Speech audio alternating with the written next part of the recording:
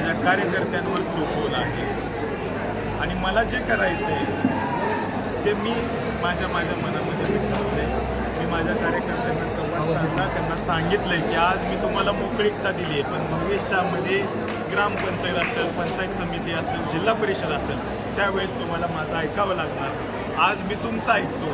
या पद्धतीचं हे मी वक्तव्य त्यांच्यासमोर केलं आहे. आपल्या सगळ्यांच्या साक्षीनं आपण बघितलं असेल.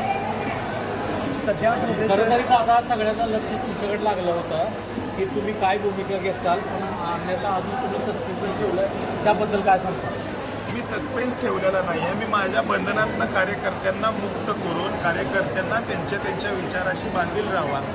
भविष्यातला विचार कुणाचा चांगला वाटतो हा त्यांनी विचार केला पाहिजे हे मी त्यांना सांगितलं आणि त्या पद्धतीनं माझे सगळे सहकारी हे सुज्ञ आहेत. मोहोळची जनता इतकी आजकाल हुशारीची आहे. मी जवळून बघितलंय या सगळ्या उमेदवारांपैकी एका तरी उमेदवारानं निदान यातले 25 गावं तरी पायानं फिरलेत का हो, एवढं सांगावं.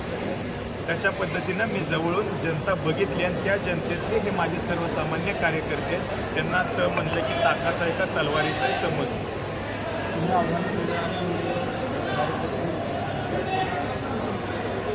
हे प्रेम आहे हो.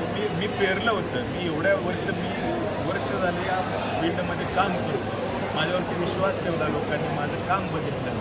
मला कोणत्याही पद्धतीचं कुठलंही त्यांना चुकीचं वाटलं नाही की बाबा हा होतकर आहे, याच्यावरती थोडाफार आपण विश्वास ठेवला पाहिजे. या भावनेतून हे लोक मला बसू देत नव्हते. मी ज्यावेळेस 9 तारखेला कार्यक्रम घेतला होता त्यावेळेस या लोकांनी मला जाणून बुजून विचारून घरात येऊन काय करायचे निर्णय तरी घ्या, कार्यकर्त्यांना बोलवा म्हणून मी 14 तारखेपर्यंत मी थांबवलं होतं आणि 14 तारखेला मी आज त्यांना बंधनातून मुक्त करून त्यांच्या निर्णय घेण्यासाठी त्यांना आज सांगितलेलं आहे.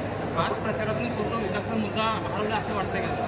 हो, मी भाषणात सांगितलं माझ्या विकासाचा मुद्दा हरवून एकमेकाच्या वैयक्तिकवरती सगळं राजकारण चाललेलं आहे. आणि हा जर तालुक्याचा ह्या पद्धतीचा जर विकास असेल, मला नाही वाटत की ह्या अशा विकासाबद्दल मी कुठंतरी सुशिक्षित म्हणून मी असल्या घोरत थापांना बळी पडून कुठंतरी चुकीचं मतदान करू, मला नाही वाटत. मोहोळ तालुक्यात सोयीचं राजकारण होतं असं वाटतं?